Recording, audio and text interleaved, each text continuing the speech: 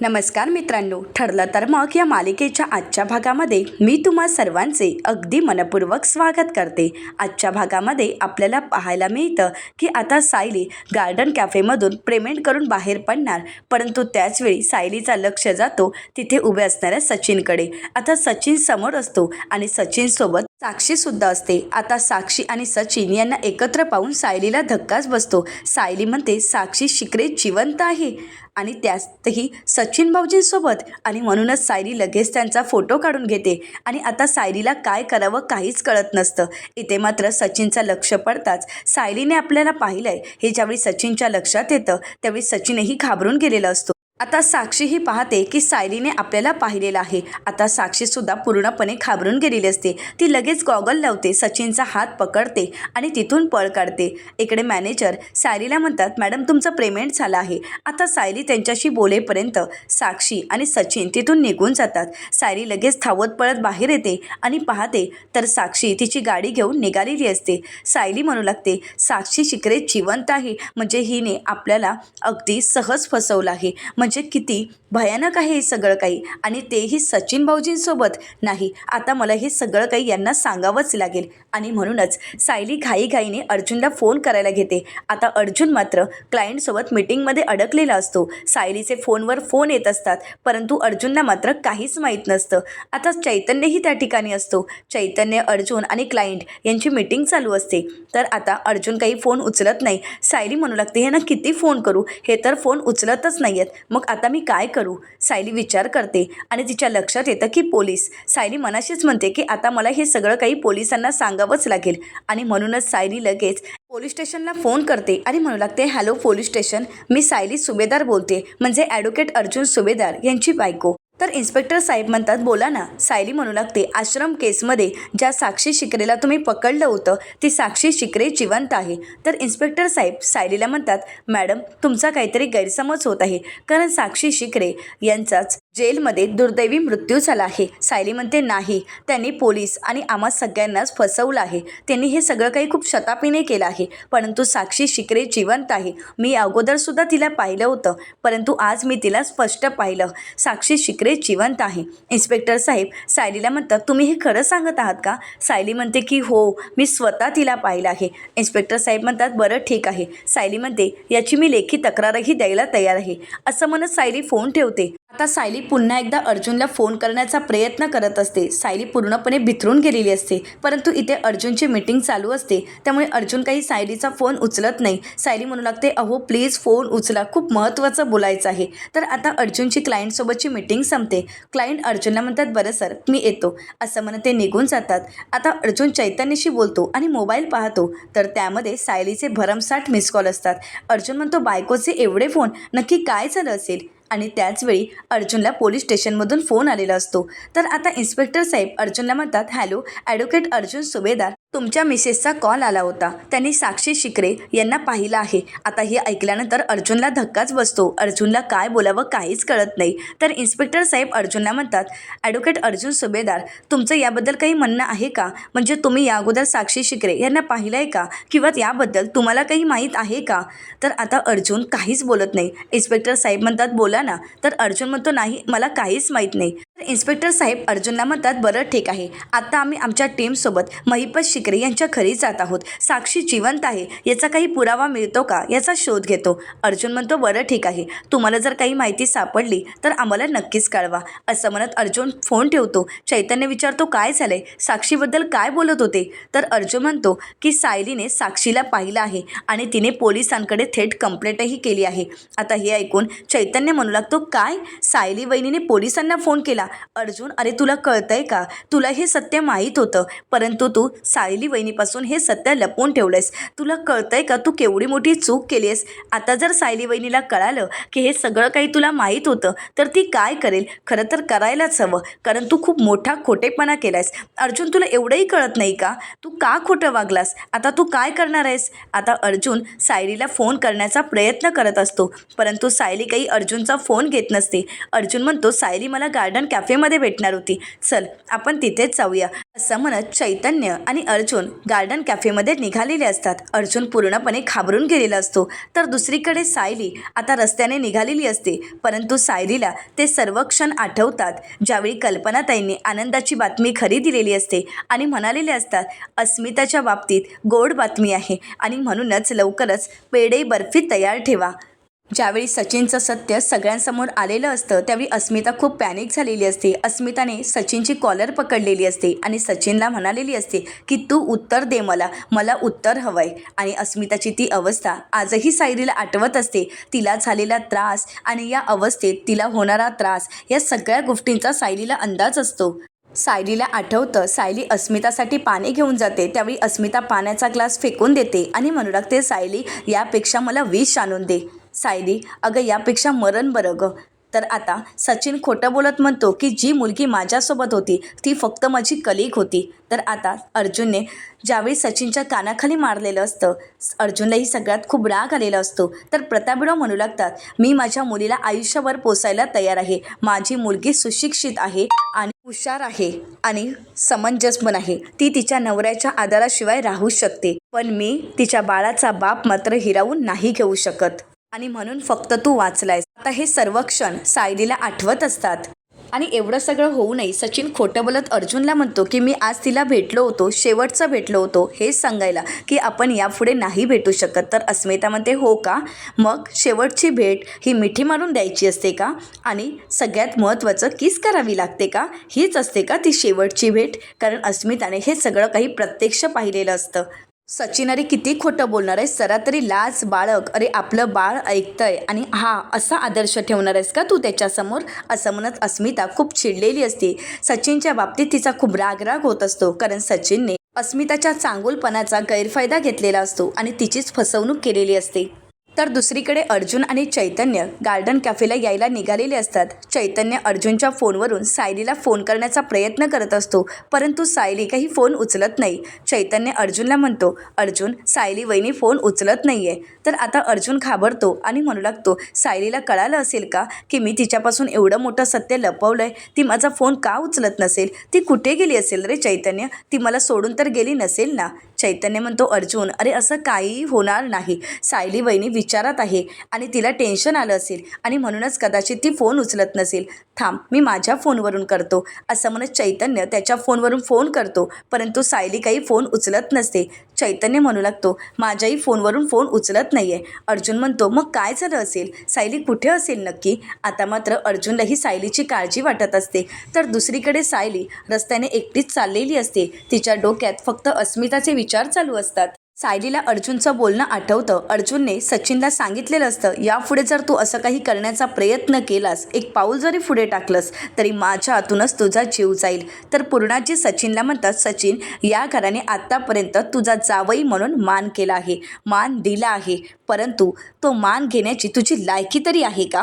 यापुढे तू अस्मिताला भेटणार नाहीस कारण तू अस्मिताला जी काही जखम दिली आहे ना ती आयुष्यात कधीही भरून न निघणारी. परंतु निर्लज्जासारखं सचिन मात्र अस्मिताच्या समोर माफी मागत म्हणतो अस्मिता आपल्या प्रेमासाठी, आपल्या संसारासाठी आणि आपल्या होणाऱ्या बाळासाठी मला एकदा माफ कर. माझ्यातून चूक झाली, मी मान्य करतो, परंतु प्लीज अस्मिता एकदा मला माफ कर. इथून पुढे कधीही मी तुला तक्रारीची संधी देणार नाही असं म्हणत सचिनने चांगुलपणाचं नाटक केलेलं असतं आणि हे सगळं काही सायलीच्या लक्षात येतं.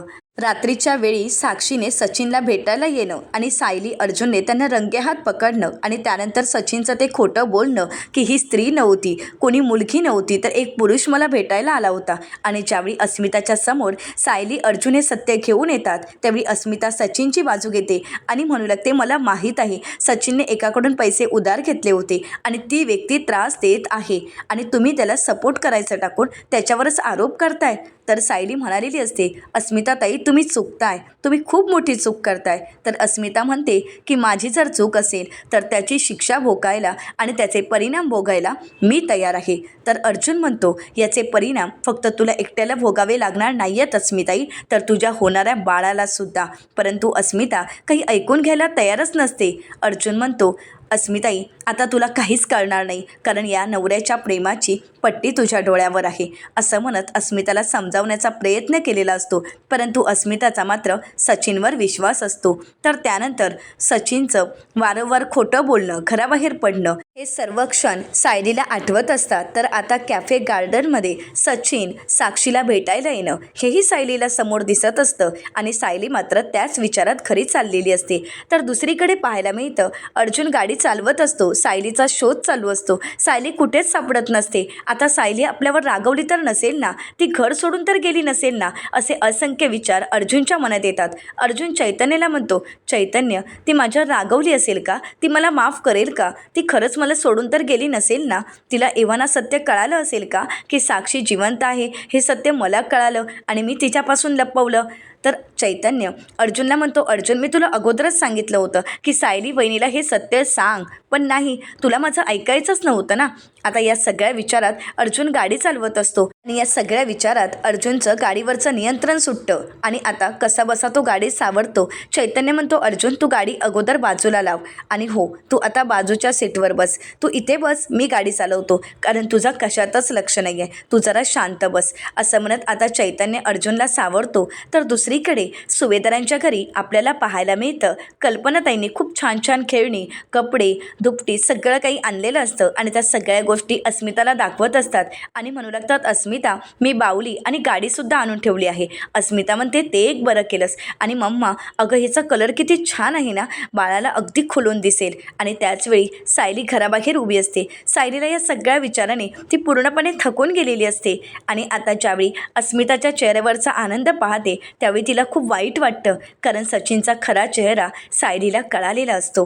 तर इकडे कल्पनाताई अस्मिताला म्हणतात, हे बघ अस्मिता, पण हे सगळे नवीन कपडे आत्ता वापरायचे नाही आहेत, सुरुवातीला बाळाला मऊसूत वापरलेली छबडीच वापरायची आहेत. तर अस्मिता म्हणते, मग एवढं सगळं तू का घेऊन आलीस? पूर्णाची काय म्हणाली होती की अगोदरच कपड्यांची खरेदी करायची नाही. कल्पनाताई म्हणतात, हो ग, परंतु हे सगळे कपडे पाहिल्यानंतर माझा मोहच आवडला नाही. आता दोघेही खूप खुश असतात. तर सायली मनाशीच म्हणते, या दोघेही किती खुश आहेत ना, मग मी कुठल्या तोंडाने सांगू अस्मिताताईंना की सचिन भाऊजींचं सत्य मला कळालं आहे, मी जे काही बघितलं आहे ते मी कसं सांगू? आता सायलीला काहीच कळत नसतं. तर त्याचवेळी कल्पनाताईंचा लक्ष सायलीकडे जातो. कल्पनाताई सायलीला आवाज देत म्हणतात, सायली अगं ये ना.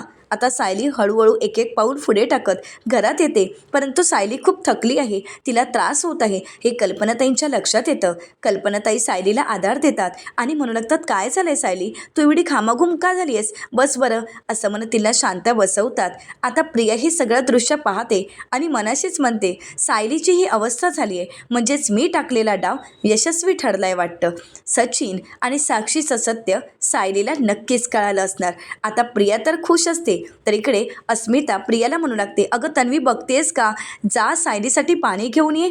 आता प्रिया म्हणते, हो हो घेऊन येते, असं म्हणत प्रिया सायलीसाठी पाणी घेऊन येते. कल्पनाताई सायलीला पाणी देतात आणि म्हणू लागतात, काय झालं सायली, तुला उन्हाचा त्रास झालाय का? आणि यावर्षी ऊनसुद्धा भरपूर आहे. सायली तू एक काम कर, उन्हातून बाहेर पडूच नकोस. अस्मिता म्हणते, हो ना, आणि सायली तू एवढी नाजूक आहेस की तुला या उन्हाचा त्रास होणारच. तर इकडे मात्र प्रिया खुश असते. तर आता कल्पनाताई सायलीला विचारतात, अगं सायली पण अर्जुन कुठे आहे? सायली म्हणते, ते ऑफिसला आहेत. आता सायलीला सगळं सत्य तर कळालेलं असतं, पण तिला काय बोलावं काहीच कळत नाही. अस्मिता सायलीला म्हणते, सायली तू थोडा वेळ आराम कर, मग मम्माने आणलेली सगळी शॉपिंग मी तुला दाखवते, असं म्हणत अस्मिता खूप खुश असते. अस्मिताच्या चेहऱ्यावरचा तो आनंद पाहून तिला हे सत्य कसं सांगावं सायलीला काहीच कळत नसतं. तर दुसरीकडे अर्जुन त्याच विचारात असतो. तो चैतन्याला विचारतो, सायलीला माझ्याबद्दल सत्य तर कळालं नसेल ना, तिला हे सत्य तर कळालं नसेल की मी साक्षी जिवंत आहे हे तिच्यापासून लपवलं, ती माझ्यावर खरंच चिडली असेल का, ती कुठे गेली असेल? चैतन्य अर्जुनला म्हणतो, अर्जुन अरे तोच विचार किती वेळा करणार आहेस, तू जरा शांत हो बरं. तू एक काम कर, तू घरी फोन करून बघ, सायली आली की नाही तुला घरीच कळेल. तर आता अर्जुन कल्पनाताईंना फोन करतो. कल्पनाताई म्हणतात, हॅलो अर्जुन, अरे बोल. तर अर्जुन म्हणतो, मम्मा अगं सायली खरी आली आहे का? तर कल्पनाताई म्हणतात, तुमचं ना काय चालू असतं मला काहीच कळत नाही आणि तुम्हा दोघांचं ना 1 मिनिटसुद्धा एकमेकांशिवाय पान हलत नाही. अरे सायली आत्ताच घरात आली आहे, तिने आत्ताच पाऊल टाकलं आणि तुझा लगेच फोन यायला. अरे पण अर्जुन तुझा आवाज असा का येतोय, काही झालं आहे का? अर्जुन म्हणतो, नाही मम्मा काहीच नाही, टेन्शन घेण्यासारखं काहीच नाही आहे. तर कल्पनाताई म्हणतात, मग मी सायलीकडे फोन देऊ का? अर्जुन म्हणतो, नाही नको, मी घरीच येत आहे. कल्पनाताई म्हणतात का? तर अर्जुन म्हणतो अगं काम संपलंय ना म्हणून. कल्पनाताई म्हणतात बरं ठीक आहे. आता अर्जुन फोन ठेवतो. तर इकडे कल्पनाताई म्हणू लागतात सायली अगं अर्जुन खरीच येत आहे. तर आता सायली अस्मिताला म्हणते अस्मिताताई तुमचा गर्भसंस्कार आणि योगाचा क्लास आहे ना? तर अस्मिता म्हणते हो आहे, परंतु सायली अगं तुला बरं वाटत नाही आहे ना, म्हणून मी म्हणते की आजचा दिवस नाही गेली तरी चालेल. सायली म्हणते नाही असं काही नाही आहे, मी अगदी बरी आहे, मला फक्त उन्हाचाच त्रास झाला आहे, पण तुम्ही तुमचा क्लास चुकवू नका. तर अस्मिता सायलीला म्हणते सायली तुला फक्त उन्हाचाच त्रास झाला आहे ना की अजून काही होतं आहे? तर कल्पनाताई म्हणतात सायली अगं काय झालं आहे, तू आमच्यापासून काही लपवतेस का? सायली म्हणते नाही आई, तुम्ही उगाच कुठलाही विचार करू नका, असं काही नाही आहे. आणि अस्मिताताई तुम्ही तुमचा क्लास चुकू नका, तुम्ही जा बरं निघा. असं म्हणत आता सायली अस्मिताला क्लासला जायला सांगते. तर कल्पनाताई म्हणू लागतात हो अस्मिता, अगं आता तुझे दिवसही भरत आले आहेत आणि एवढे दिवस तू छान योगाचा क्लास केलास, मग आता शेवटच्या क्षणाला उगाच हार नको माणूस, चल मी तुझ्यासोबत येते. तर आता सायली विचार करत म्हणते आईसुद्धा अस्मिताताईंसोबत जाणार आहेत, मग मला आईसोबत बोलायला कधी मिळेल? तर आता सायली इशाऱ्यानेच कल्पनाताईंना थांबायला सांगते. आता सायलीच्या मनात काहीतरी चालू आहे, तिला आपल्यासोबत काहीतरी बोलायचं आहे हे कल्पनाताईंच्या लक्षात येतं आणि म्हणूनच कल्पनाताई अस्मिताला म्हणतात अस्मिता अगं तू एक काम करतेस का, तू विमलला घेऊन जातेस का? तर अस्मिता म्हणते विमल मार्केटला गेली आहे. कल्पनाताई म्हणतात बरं. तर सायली कल्पनाताईंना म्हणते आई तुम्ही एक काम करा, तुम्ही जा अस्मिताताईंसोबत, कारण त्यांना तुमची गरज आहे. तर इकडे प्रिया मनाशीच म्हणते सायली अगं तुला हे सगळं काही अस्मिताच्या समोर सांगायचं नाही आहे, कारण अस्मिताला त्रास होईल, परंतु आता मलाच कमिनी कावा करावा लागेल. कल्पनाताई म्हणतात बरं मी येते. तर आता प्रिया नाटक करत म्हणते आई अगं तू का उन्हातून जातेस, मी आहे ना, मी जाते अस्मितासोबत आणि हो तिच्यासोबतच थांबेन आणि व्यवस्थित तिला सुखरूप घरीसुद्धा घेऊन येईल. कल्पनाताई म्हणतात तू? तर प्रिया म्हणते हो आई, माझ्यावर विश्वास ठेव आणि मी तिची अगदी व्यवस्थित काळजी घेईन, सुखरूप घरी घेऊन येईन. तर प्रिया असं बोलताच अस्मिता म्हणू लागते बरं ठीक आहे, आता तन्वीचीच इच्छा आहे तर घेऊन जाते मी तिला, येऊ ना 1-1.5 तासात आम्ही येऊच. आता प्रिया आपली बॅग घेऊन येते. आता प्रिया अस्मिताला घेऊन जात असते, परंतु प्रियाने खूप मोठा गमिनी कावा केलेला असतो, तो म्हणजे आपली बॅग घरीच ठेवलेली असते आणि आता ती अस्मिताला घेऊन घराबाहेर पडते. आता तिने बॅग मुद्दामून ठेवलेली असते, कारण हे सगळं सत्य अस्मिताला कळावं हा प्रियाचा डाव असतो. तर दुसरीकडे पाहायला मिळतं साक्षी खूप वेगाने गाडी चालवत असते. सचिन आता साक्षीकडे पाहत असतो. आता साक्षी एका बाजूला गाडी उभी करते आणि सचिनला म्हणते सचिन तुझा मोबाईल दे. सचिन म्हणतो साक्षी अगं काय झालंय, तुला माझा मोबाईल का हवाय आणि तू गाडी अशी एका बाजूला का लावली आहेस? साक्षी म्हणते सचिन मला तुझा मोबाईल दे. आता सचिनला काहीच कळत नसतं. तर साक्षी म्हणू लागते सचिन तू जर तुझा मोबाईल मला नाही दिलास तर आत्ताच मी पेट्रोलचा टँक उघडेन, त्यामध्ये काडी टाकेन आणि तुझ्यासहित ही गाडी चालवून टाकेन. आता मात्र सचिन पूर्णपणे घाबरून जातो आणि साक्षीला म्हणतो साक्षी अगं तू काय बोलतेस? साक्षी सचिनला म्हणते एकदा सांगितलेलं कळत नाही का? आता सचिन काही मोबाईल द्यायला तयार नसतो आणि साक्षीचा राग अनावर होतो. तिथे असणारी स्टीलची पाण्याची बॉटल साक्षी हातात घेते आणि सचिनच्या डोक्यावर जोरात मारते. आता मात्र सचिनला खूप त्रास होऊ लागतो आणि तो तिथेच बेशुद्ध होतो. आता साक्षी भानावर येते, सचिनकडे पाहते तर सचिन बेशुद्ध झालेला असतो. साक्षी म्हणते सचिन अरे काय होतंय तुला? सचिन तुला काही होऊन चालणार नाही, तुला माझ्यासाठी जिवंत राहावं लागेल. अरे माझं तुझ्यावर मनापासून प्रेम आहे, माझं तुझ्यावर जीवापाड प्रेम आहे सचिन, मी तुला काहीही होऊ देणार नाही. असं म्हणत साक्षी सचिनला उठवण्याचा प्रयत्न करत असते, परंतु सचिनच्या डोक्यावर इतका जबरदस्त मार लागलेला असतो की सचिन तिथेच बेशुद्ध होतो. साक्षी घाबरून गेलेली असते. तर दुसरीकडे पाहायला मिळतं प्रतापराव सायलीला म्हणतात सायली अगं तू इतक्या लवकर आलीस? तर सायली म्हणते हो बाबा. तर कल्पनाताई म्हणतात सायलीला आपल्यासोबत काहीतरी बोलायचं आहे, हो ना सायली? तर सायली म्हणते हो. तर प्रतापराव म्हणतात काय झालंय सायली? तर कल्पनाताई म्हणतात मला तर काहीच कळत नाही आहे, सायली आल्यापासून अशीच शांत आहे. सायली अगं तुला नक्की काय बोलायचं आहे आणि कशाबद्दल? सायली अगं मी बघतेय तू खूप अस्वस्थ आहेस, नक्की काय झालं आहे बाळा? तर आता सायली कल्पनाताईंच्या समोर येऊन उभी राहते आणि म्हणू लागते आई बाबा मला जी आज गोष्ट कळाली आहे ती खरंच खूप भयंकर आहे आणि ती गोष्ट मी अस्मिताताईंसमोर काही केल्या सांगू शकत नव्हते आणि म्हणूनच अस्मिताताई घरी नाही आहेत तोपर्यंत मला तुम्हाला हे सत्य सांगायचं आहे. आता सायलीची ती अवस्था पाहून प्रतापराव सायलीला म्हणतात सायली अगं नक्की काय झालंय, तू कशाबद्दल बोलतेस? तर सायली म्हणू लागते, बाबा आई, आजच्या वेळी मी कॅफेमध्ये गेले होते, त्यावेळी तिथे सचिन भाऊजीसुद्धा होते आणि त्यांच्यासोबत एक मुलगीसुद्धा होती. आता हे ऐकताच प्रतापराव आणि कल्पनाताईंना धक्काच बसतो. तर सायली पुढे म्हणते, ती मुलगी दुसरी तिसरी कोणी नसून साक्षी महिपत शिकरेच होती.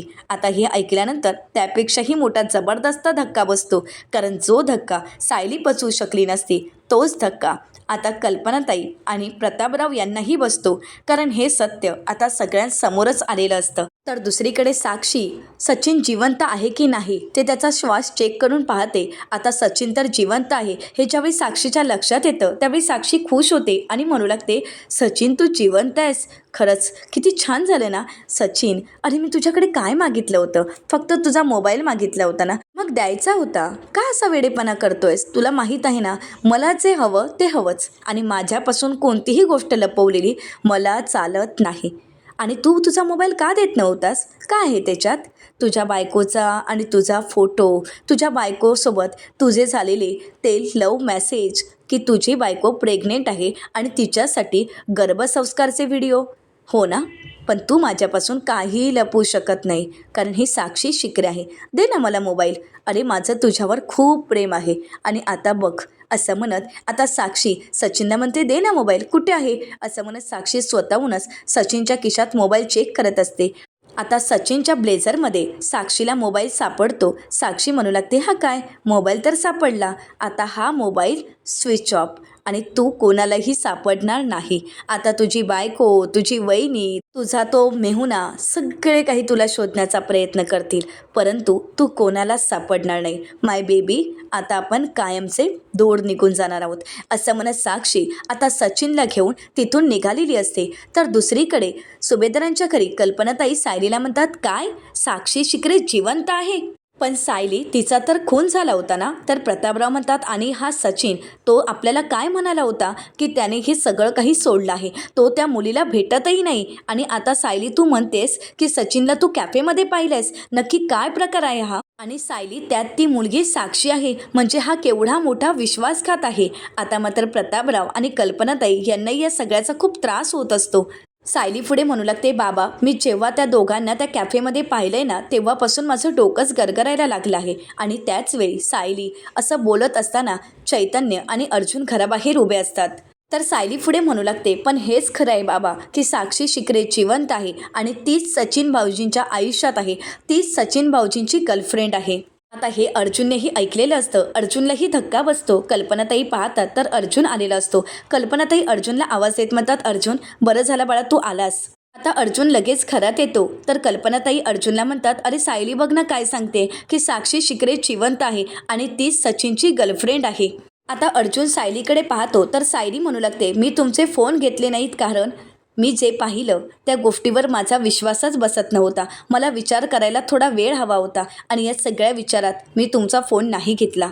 आता अर्जुन मनाशीच म्हणतं, थँक गॉड हिला हे कळालं नाही आहे की साक्षी शिकरे जिवंत आहे, हे मला अगोदरच माहीत होतं आणि मी हे सत्य तिच्यापासून लपवून ठेवलं आहे. आता अर्जुन शांत असतो आणि म्हणूनच प्रतापराव अर्जुनला म्हणतात, अर्जुन अरे तू गप्प का आहेस, अरे बोल ना, आपण काय करायचं आहे. आता कोणाला काहीच कळत नसतं की आता काय करावं. तर दुसरीकडे पाहायला मिळतं, प्रिया आता अस्मिताला गर्भसंस्कारच्या क्लाससाठी घेऊन जात असते. अस्मिता म्हणू लागते, माझा जीव थाऱ्यावर नाही आहे, सायलीला नक्की काय झालंय. तर प्रिया नाटक करते आणि म्हणू लागते, हो ना मलाही सायलीची काळजी वाटत आहे, परंतु अस्मिता तू काळजी करू नकोस, मला तरी असं वाटते की खूप काहीतरी भयंकर घडलंय, पण नको तू एवढा विचार करूस, सायली आणि अर्जुन नक्कीच मॅनेज करतील. अस्मिता म्हणते, पण मला तर काळजी वाटत आहे की नक्की काय घडलं असेल.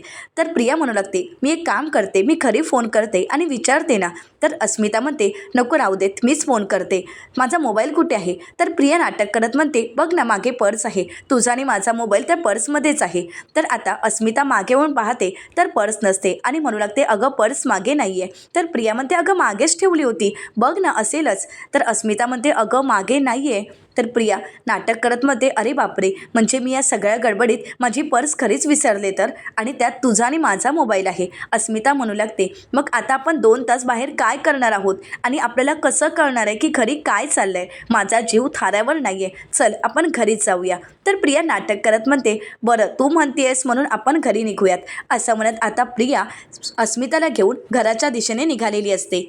तर दुसरीकडे पाहायला मिळतं साक्षी सचिनला घेऊन कशी बशी आता महिपत शिकरेंच्या म्हणजे त्यांच्या बंगल्यावर पोचलेली असते. आता साक्षी खिडकीतून सचिनला घरात घेऊन येते, त्याला बसवते आणि त्याच्या तोंडावर पाणी मारत त्याला शुद्धीवर आणण्याचा प्रयत्न करते. साक्षी म्हणू लागते, सचिन अरे उठ, आपण आपल्या घरी आलो आहोत, म्हणजे माझ्या आणि अण्णांच्या घरी. सचिन अरे उठ ना. आता हळूहळू सचिन शुद्धीवर येतो आणि साक्षीला म्हणतो, साक्षी तू मला मारलंयस, तू मला बॉटलने मारलंयस, तू मला हर्ट केलंस. तर साक्षी म्हणू लागते, त्या अगोदर सचिन मला एक सांग, तुला मला काहीच सांगायचं नाही आहे का? सचिन म्हणतो, नाही काहीच सांगायचं नाही आहे. तर अस्मिता म्हणते, जरा जरा विचार कर आणि बोल की मला काहीच सांगायचं नाही आहे.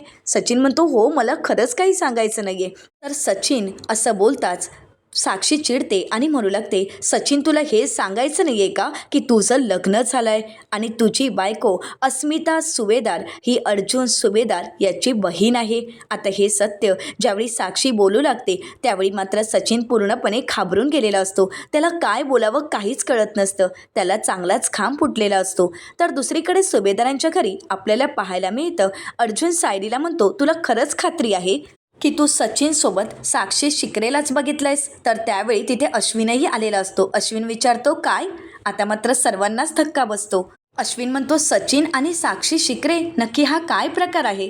मी काही चुकीचं ऐकलंय का? तर सायली म्हणते, नाही अश्विन भाऊजी, तुम्ही कोणीही चुकीचं ऐकलेलं नाही, हेच सत्य आहे. माझी 1000% खात्री आहे की ती साक्षी शिकरेच होती आणि मी सचिन भाऊजींसोबत साक्षीलाच बघितलं आहे. आता घडलेला प्रकार सायली घरच्यांना सांगू लागते. सायली म्हणू लागते, मी कॅफेतून बाहेरच पडत होते, परंतु त्याचवेळी मी ज्यावेळी पैसे पे केले आणि निघत होते त्याचवेळी सचिन आणि साक्षीला मी तिथे पाहिलं आणि त्या दोघांना पाहिल्यानंतर माझ्याही पायाखालची जमीन सरकली आणि साक्षीने लगेच गॉगल लावला आणि तिथून ते निघून गेले. सायली पुढे म्हणते, मी अगोदरसुद्धा तुम्हाला सांगण्याचा प्रयत्न केला होता की साक्षी जिवंत आहे, परंतु तुम्ही त्यावेळी माझ्यावर विश्वास ठेवला नाही. त्यावेळी मला वाटलं की माझा गैरसमज झाला असेल, परंतु आता मी स्वतःहून त्यांना पाहिलं आहे आणि तेच साक्षी आणि सचिन भाऊजी होते, म्हणूनच ते मला बघून तिथून पळून गेले आहेत. त्यांनीसुद्धा मला बघितलं आहे. आता मात्र सायलीचं हे बोलणं ऐकून घरातील सर्वांनाच धक्का बसतो. तर येणाऱ्या पुढील भागामध्ये आपल्याला पाहायला मिळतं प्रतापराव म्हणू लागतात, अगोदरच त्या सचिनला पाहून माझ्या डोक्यात तिडीक जायची, आता तर हे नवीनच ऐकतोय. तर आता सायली सगळ्यांना फोटो दाखवते आणि म्हणू लागते की हो, हा बघा फोटो सचिन भाऊजी आणि साक्षी यांचा. आणि त्याचवेळी अस्मिता घराबाहेर आलेली असते आणि हे ज्यावेळी सत्य अस्मिताला कळतं त्यावेळी प्रिया मुद्दामून बोलते, म्हणजे सचिन भाऊजी आणि साक्षी शिक आणि या दोघांना सायलीने एकत्र पाहिलं आहे. बाप रे, हे केवढं मोठं सत्य आहे. सचिनने एवढं मोठं सत्य आपल्यापासून लपवून ठेवलं आहे. आता मात्र अस्मिताला तिथेच एवढा मोठा धक्का बसतो की ती तिथेच कोसळते आणि मोठ्यानेच आई ग अशी ओरडते. आता घरातील सर्वच जण धावत येतात. तर आता अस्मिता सायलीला म्हणते, सायली तू सचिनला पाहिलंयस आणि साक्षीसोबत? आता मात्र अस्मिता तिथेच कोसळते. या सगळ्यातून अस्मिता स्वतःला सावरू शकेल का? आणि या सगळ्यात अस्मिताच्या बाळाच्या जीवाला धोका तर पोचणार नाही ना? अशा असंख्य प्रश्नांची उत्तरं येणाऱ्या पुढील भागात आपल्याला पाहायलाच मिळणार आहेत. मित्रांनो, अशाच मालिकांचे नवनवीन अपडेट पाहण्यासाठी चॅनलला नक्कीच सबस्क्राईब करा. आजचा व्हिडिओ तुम्हाला कसा वाटला हे कमेंट करून नक्कीच कळवा. आजचा हा व्हिडिओ तुम्हाला जर आवडला असेल तर व्हिडिओला लाईक करायलाही विसरू नका. व्हिडिओ पाहिल्याबद्दल तुम्हा सर्वांचे अगदी मनपूर्वक धन्यवाद.